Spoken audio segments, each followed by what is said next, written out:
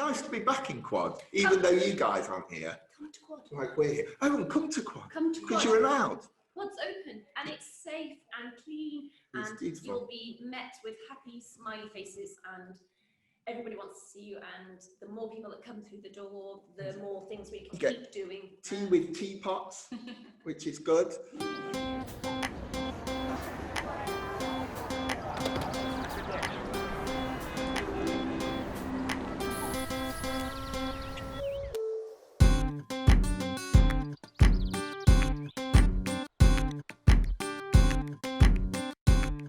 Okay, hi everyone. It's great to be here. I'm very excited to be part of Creative Mornings Derby. Can everyone hear me okay? All good, okay. So yeah, I am founder and writer for CreativeMornings Copywriting.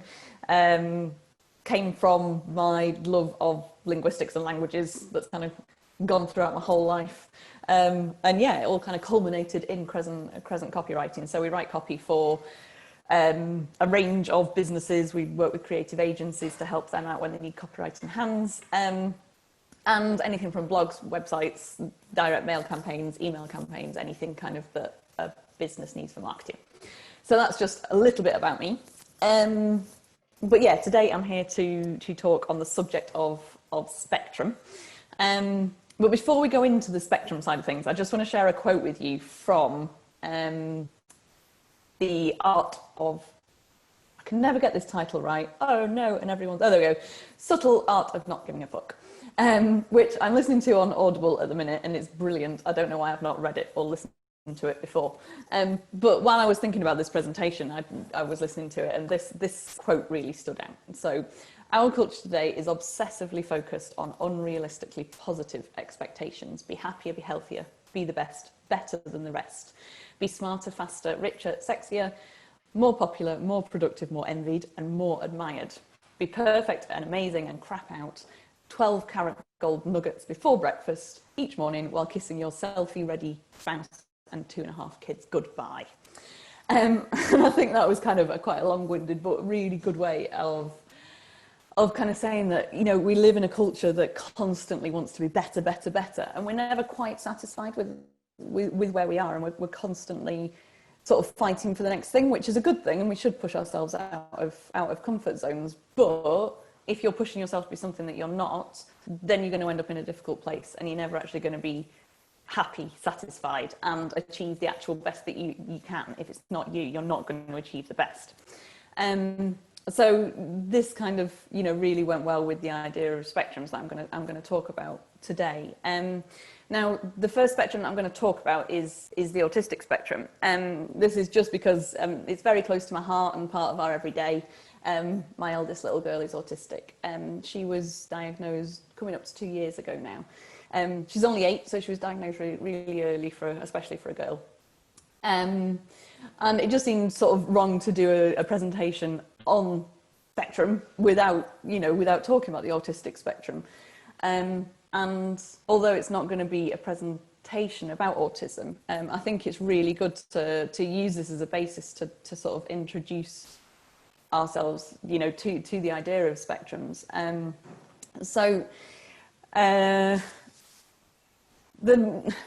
Over the last 2 years, me and my husband have been on a huge learning curve about the autistic spectrum. I was always very aware, and I thought I was quite, you know, clued up about it, until Lucille was diagnosed, until sort of we went down the road of getting Lucille assessed. And we have learned so much, and it's opened my mind to so many different things about life. And one of the things that I just want to go over is that autism used to be seen as kind of quite linear, that you had less autistic people and more autistic people.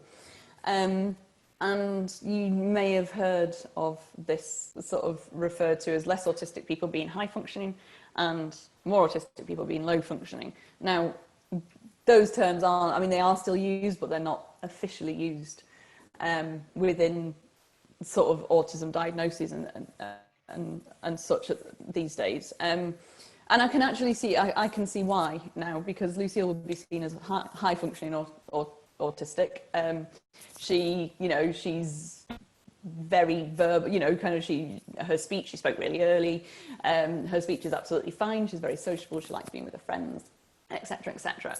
So to the outside world and to a lot of our sort of close world, they were quite surprised when Lucille got diagnosed with autism. Because to the outside world, she seems fine. So yeah, this kind of idea of being one extreme or the other just doesn't work, because there's some situations where Lucille is absolutely fine, and there's some situations where she's not fine. And you know, our job as her parents is looking after her and kind of creating more situations for her where she's fine.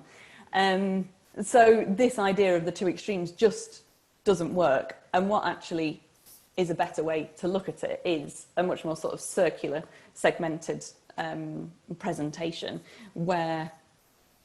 Oh, sorry, Tim, I just realised someone's trying to come in, so I'll just let them in. There we go. Yeah, so where it's kind of, we've got all different things going on. It's not just one end of a scale or the other. And so, you know, here you've got noise sensitivity, social difficulty, poor eye contact, tics, fidgets, all things that are part of the autism spectrum. However, an autistic person doesn't necessarily have all of these. They might have some, they might have all of them, but in different strengths. And you'll see that kind of the gradient of colours show this. So straight away we can see it's not at all linear, and nor is any spectrum. So if we go on to, bear with me, there we go, next slide. We'll see, you know, there's two different diagrams here reflective of the previous one, and we can see straight away that kind of these are two different autistic people, very different. And another thing to realise is that not all autistic people are the same, obviously, and very different. Some areas are present on both, and some areas are not present on both. Different sort of strengths of these areas are different as well. So we can really see that it's that it depends completely on that person, and just because someone is one thing, it doesn't mean they're the same. So what we're going to do now is go through different spectrums in life in a very light-hearted way. I've chosen three spectrums that kind of represent my life. So mum, being a mum, holidays, because I love to travel, and business and business ownership, being in business. And we're going to look at kind of this idea of it doesn't have to be one extreme or the other, just as with the autism spectrum. It doesn't have to be one extreme or the other. And what we actually need to do is find our place within the spectrum and recognise kind of which segments are strong in us and which segments are not as strong. We might sort of have a little bit of something but lots of another. We'll go into that in a little bit.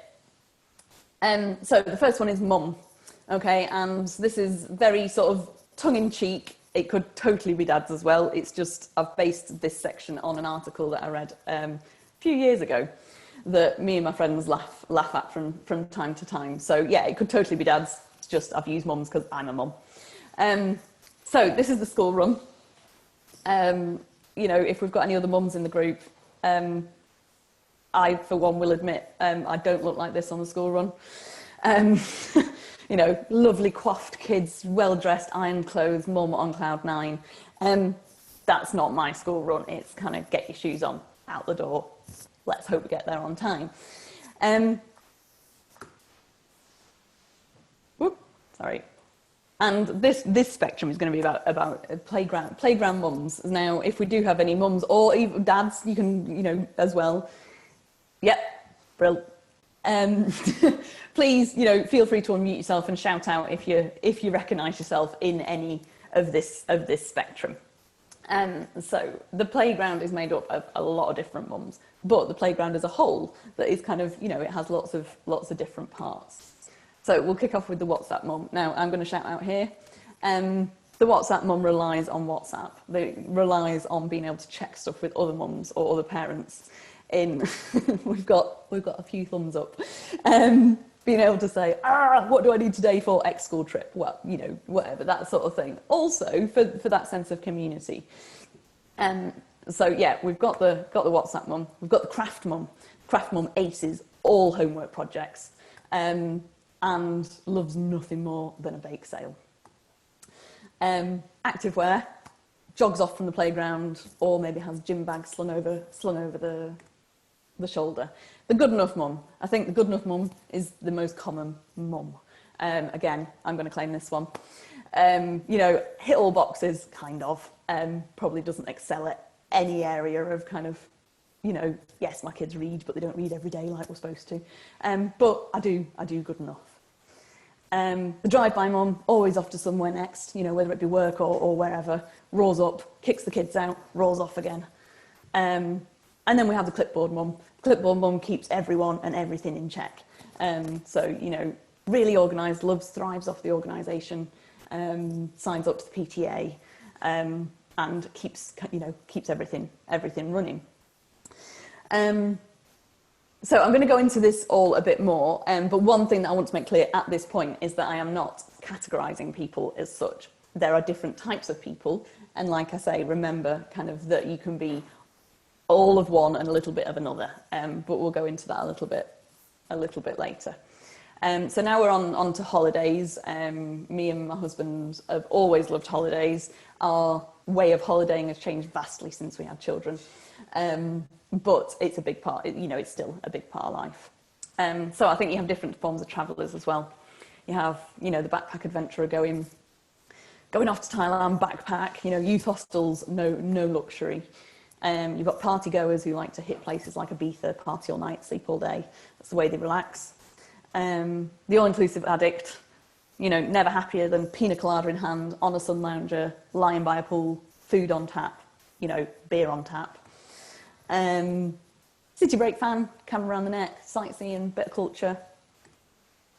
Staycationer, doesn't really see the need to go abroad, loves the UK, it's got a lot to offer, would, you know, much happier just exploring the UK. And then you've got the adrenaline junkie, skydives, bungee jumping, anything to kind of seek that thrill. So yeah, I don't know. I would say me and my husband used to be the backpackers, used to go off, huge backpack on our backs. Then did a wild swerve to all-inclusive addicts when we had kids. Before we had kids, always said, we're never doing all-inclusive, don't see the interest in it. Why would you want to just lie by a pool in a resort? Now we've got 2 kids. Amazing to have everything on tap and a pool that the kids can play in. So we'll move on to business. Obviously, we're all kind of here sort of business people. And this is one that I might spend a little bit more time going over, because I really do feel that finding your place in business is just as important as finding your place in your private life.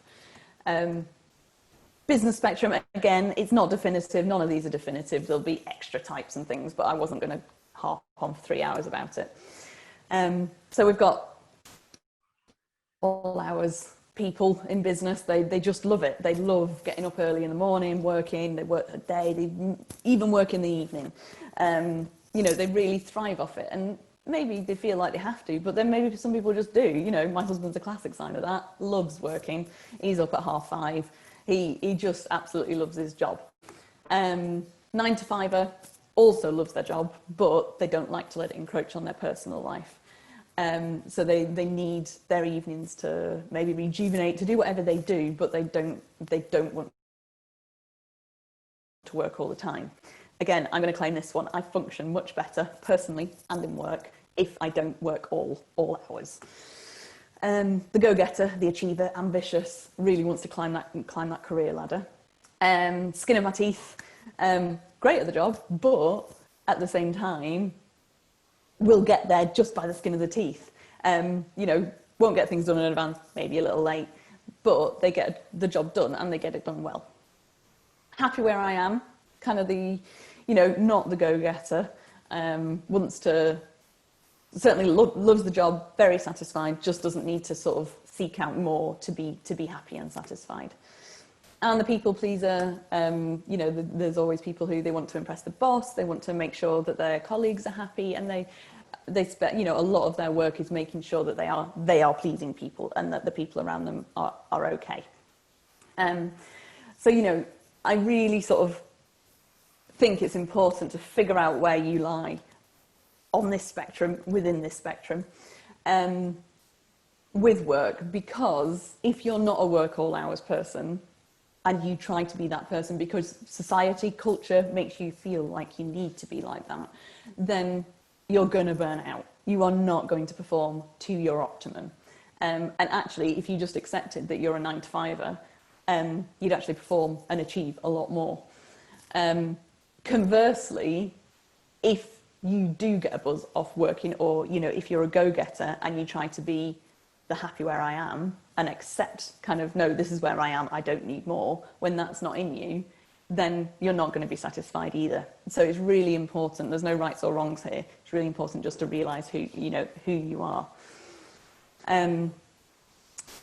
So this comes on to sort of finding your place. And I think it's really important to find your place within your work life and your private life, your social life. And there's different spectrums for everything.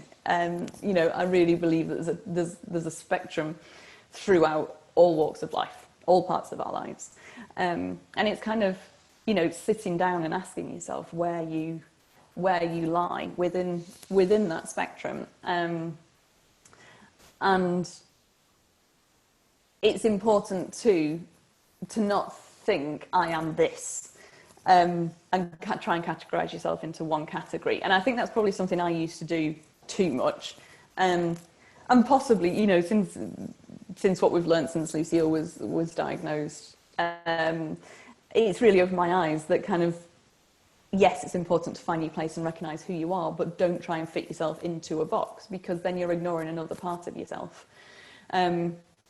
And, you know, really sort of sit down and think about which areas, you know, shine through stronger with you than other areas. So, you know, going back to the mum thing, yes, I'm definitely, you know, WhatsApp and a good enough mum, they'd be really strong on my spectrum. There's a little bit of craft mum in me. I love crafting. Just don't really get the time to, you know, I'm terrible at baking, so I'd never do a bake sale.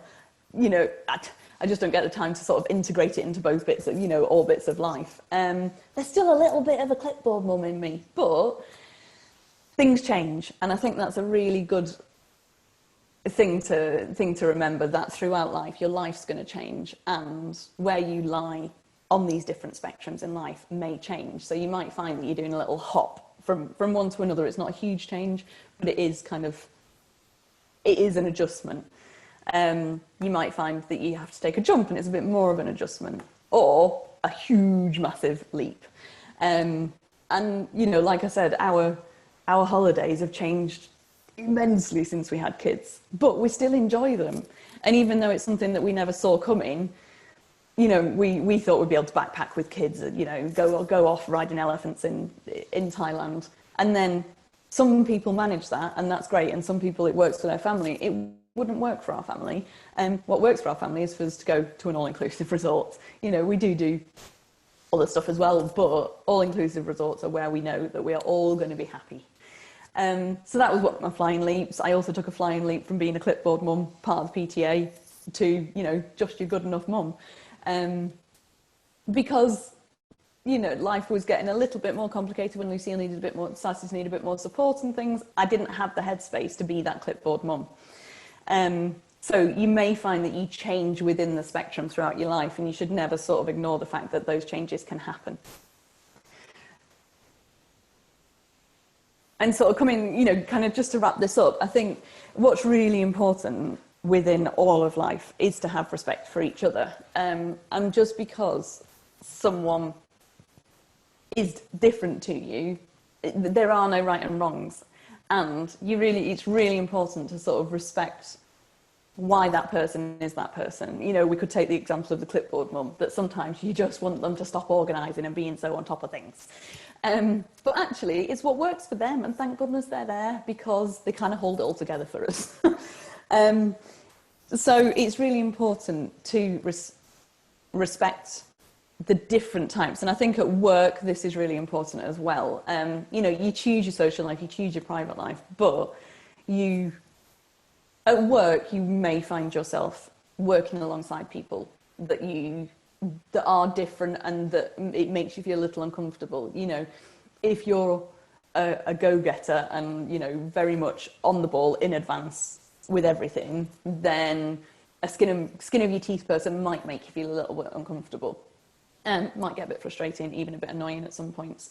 But it's really important to try and see past that and see the fact that they actually do their job really well. And if you try to impose stricter rules and try to change who they are, they wouldn't do their job as well. And that's the exact point that I'm making here, that you have to accept who you are and where you are on these spectrums to be able to perform optimally.